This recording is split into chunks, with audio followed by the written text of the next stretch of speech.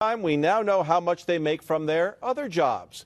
We know not only who lawmakers work for in the private sector, but also how well they are compensated. And don't worry, this time you didn't pay for it. Pat Bailey live in the Capitol Newsroom with a breakdown of the figures. And they are interesting, right, Pat?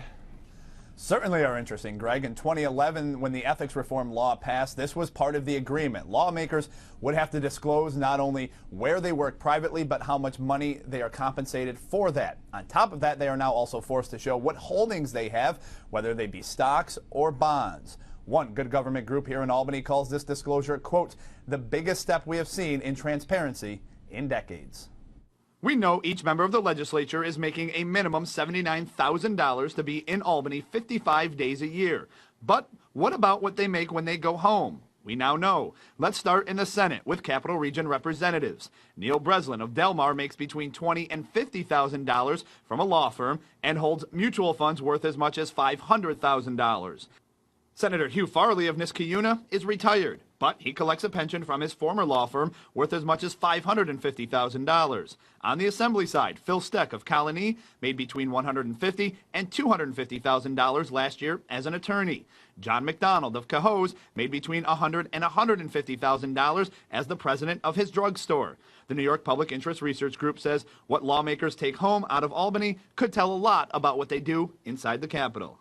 Many of them might be voting on or introducing bills that directly affect their own business interests. For example, some members might have investments in, say, state agency bonds or in different private companies, and then be introducing legislation that directly increases the stock price of these companies.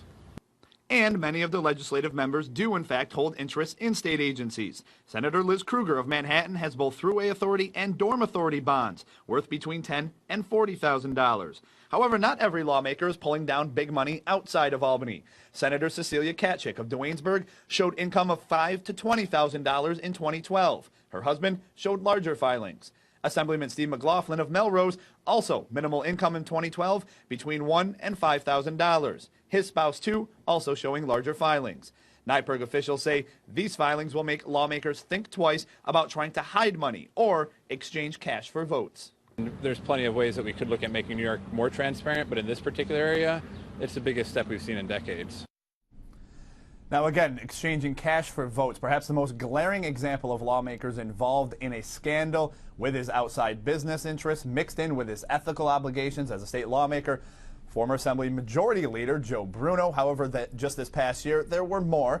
You'll remember Assemblyman Eric Stevenson. He was arrested for allegedly taking money from a group of people in his Bronx district who wanted an adult daycare center built. Stevenson was said to have taken the cash, and in exchange, he was going to fast-track the legislation to make that happen. Greg?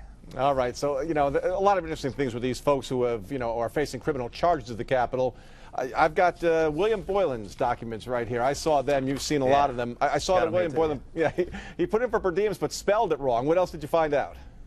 Well, one assemblyman we just mentioned, Eric Stevenson, he put, quote, not available for all of the questions on his legal filing, so we'll have to see what that turns out to be in the next couple of days. And as you mentioned, William Boylan Jr., he tried to list the per diems for travel and food under the category of reimbursements that were not from taxpayers. And he, of course, was ordered to pay back the state nearly $67,000 for taking per diems that he was said not to have used. And now, if you want to read all of these yourselves, you can log on to our website, cbs6albany.com, and under the link section, you'll find a clickable link and easy access to all of these. As we said, all 213 lawmakers, both Assembly and Senate, and, of course, the governor, Lieutenant Governor, all of the major ones also on there as well. You would think a man who takes so many per diems would know how to spell it. It's with an E, not with a U.